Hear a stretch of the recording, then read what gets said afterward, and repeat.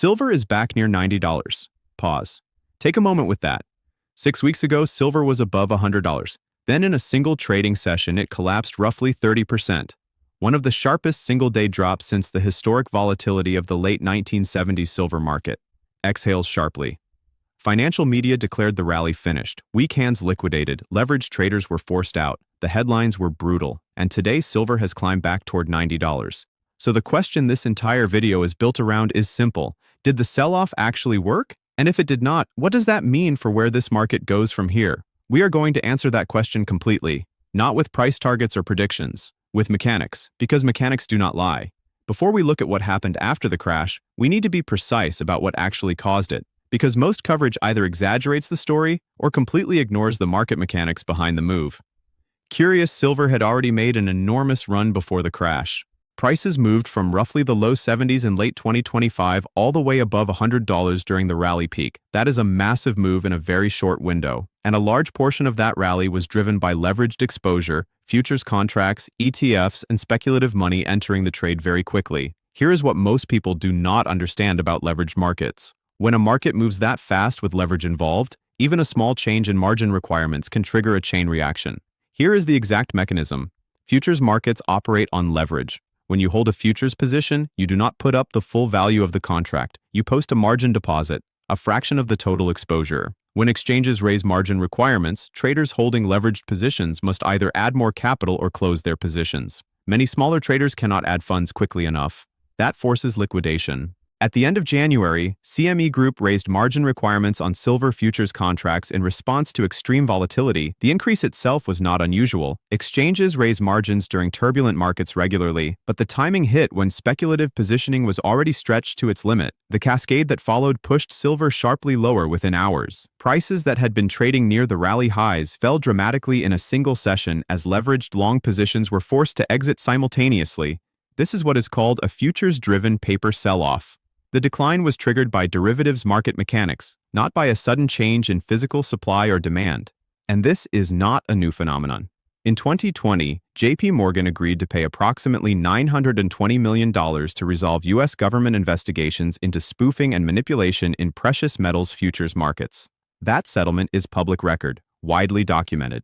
The futures market has a history of moving paper prices independent of physical reality. What happened in January was the latest chapter of that same story.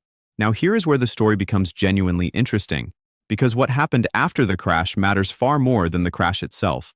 A successful futures-driven reset typically does two things. First, it breaks the price momentum. Second, it reduces physical demand on delivery exchanges like COMEX. Traders get scared, they stop demanding metal, they settle contracts in cash or roll positions forward. Historically, only a small percentage of futures contracts ever result in physical delivery.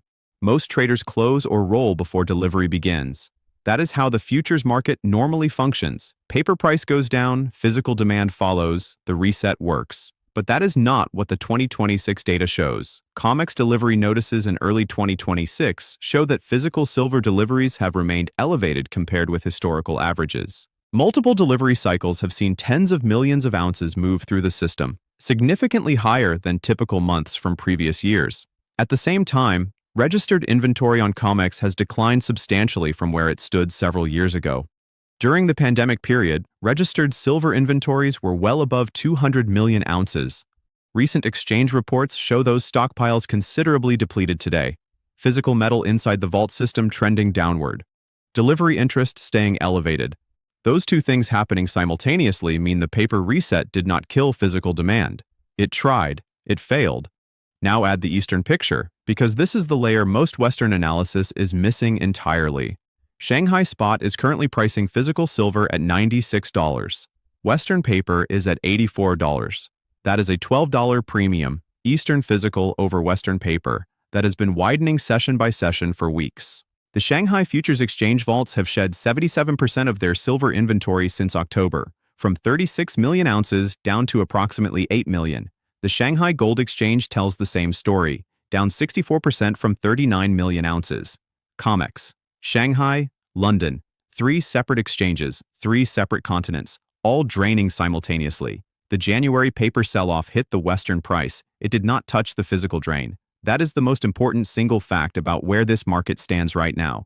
To understand why the physical drain is not slowing, you have to look at the structural supply picture.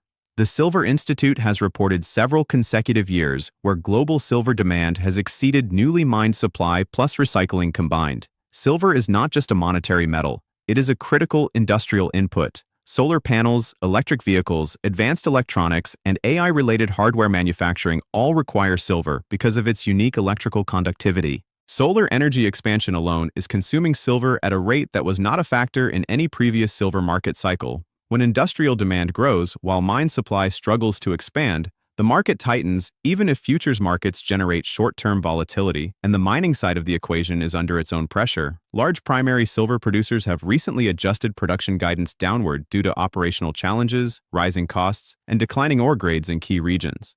When the largest producers in the market revise output expectations lower, future supply projections tighten mathematically.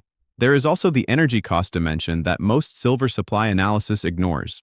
We are operating in an environment where WTI crude recently ran to $120 in a single session and is currently sitting around $100.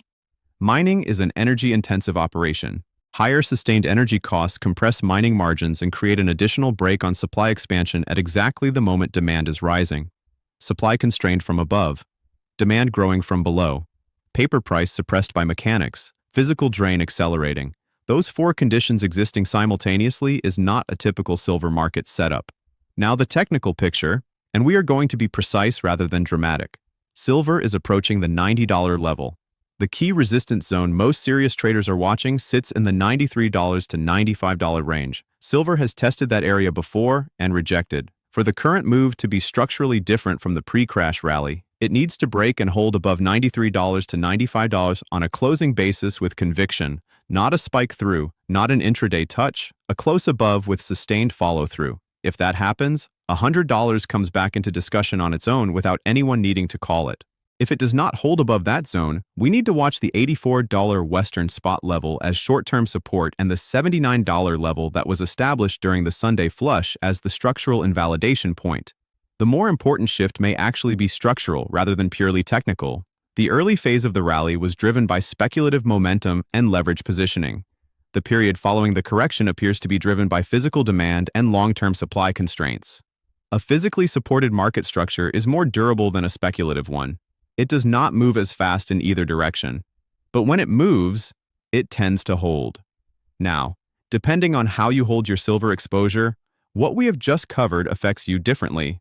And this section matters because most channels either skip it entirely or get it wrong. If you hold physical silver, the volatility of the futures market does not change the physical demand picture underneath. Investors who accumulated physical metal during the panic selling period are now sitting on significant gains as the price has recovered. Physical silver carries no counterparty risk. You hold the metal. That is the entirety of the exposure. If you hold PSLV, the Sprott Physical Silver Trust, that product represents allocated physical silver stored in Canadian vaults under the Royal Canadian Mint. During periods of elevated delivery interest in futures markets, many serious investors prefer fully allocated structures precisely because they remove counterparty complexity from the equation. The metal exists. It is assigned to you. There is no custodian interpretation required. If you hold SLV, the iShares Silver ETF managed by BlackRock, the product holds silver through a custodian structure with large institutional vaulting partners. Under normal market conditions, it tracks silver prices efficiently. But the distinction between allocated and custodial matters more in stress conditions than in normal ones. Understand the structure of what you hold before you need to. If you hold AGQ, the 2x leveraged silver ETF, volatility becomes the central risk, not just direction. Leveraged ETFs reset daily. That means sharp declines followed by recoveries can erode returns through what is called volatility decay, even if the underlying asset ends up at the same price. A 30% drop followed by a 30% recovery does not return you to flat in a 2x leveraged instrument. The mathematics of daily resets make AGQ a short-term trading tool, not a long-term holding. If you hold silver mining stocks, the situation is the most complex of all 5 vehicles. Miners currently operate with production costs substantially below current silver prices. When silver prices rise, profit margins can expand very quickly, giving miners what is called operational leverage to the silver price. But miners also face rising energy costs, labor expenses, ore grade deterioration, and operational risks that affect profitability independent of the silver price.